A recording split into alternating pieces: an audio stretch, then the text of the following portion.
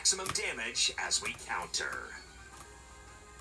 Unfortunately, this does leave the Starmobile with like 1 HP. I did my calcs before going into the fight, and I knew that this would be the outcome. Despite that, setting up the entry hazards to get the Starmobile this low was completely necessary. Because of stamina, we'd be in really big trouble if the Starmobile still had the HP we knocked off with hazards. Because at this point, all I gotta do is swap into my Focus Sash Pseudo-Udo and finish off the Starmobile's remaining health with a priority Sucker Punch. Had we gotten poisoned by Toxicroak and thus not set up as many hazards, Dreadnought also had a Focus Sash in the back just in case we had to sack another Pokemon and go for counter with it as well. Either way, I'm pretty glad to have figured out that pretty efficient strategy, since Focus Sash counter could be extremely useful in the future. The next very urgent problem we're about to face is the first two members of the Elite Four being Steel and Ground. But before we get to fight them, we still need to take on the final Titan.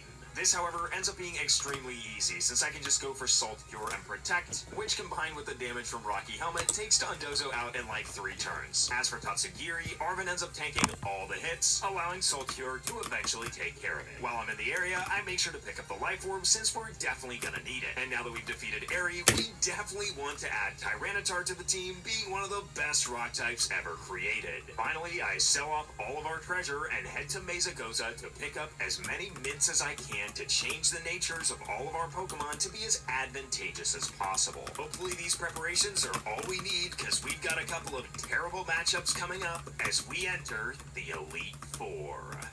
While we have 2 fire Pokemon to try and deal with Poppy, for Rika, we only have 1 water type, and water can't even hit her ace Pokemon. For our lead, we see the return of Cloth, and we're immediately going to put to use that Life Orb we picked up, since we need it to guarantee a KO versus Whiscash using Trailblaze. Unfortunately, this means we can't have something like a Focus Sash equipped, meaning we are super dead to an Earthquake from Donphan. The one good thing about that is we can freely swap out into Dreadnought, who's holding an Air Balloon, to dodge the hit. Air Balloon is going to be one of our best friends in the late game, since so many Pokemon use ground type moves. After I deal a ton of damage with Liquidation, Donphan breaks our Air Balloon with a Stone Edge, at which point it's already too late, since we can finish off Donphan with a Liquidation the following turn. Rika's Dugtrio thankfully doesn't have a Arena Trap, allowing us to swap out into Tyranitar. With an Air Balloon, we can switch into an Earthquake for free, but Dugtrio just tries to set up Sandstorm. From here, a lot of things could go wrong. Rock Slide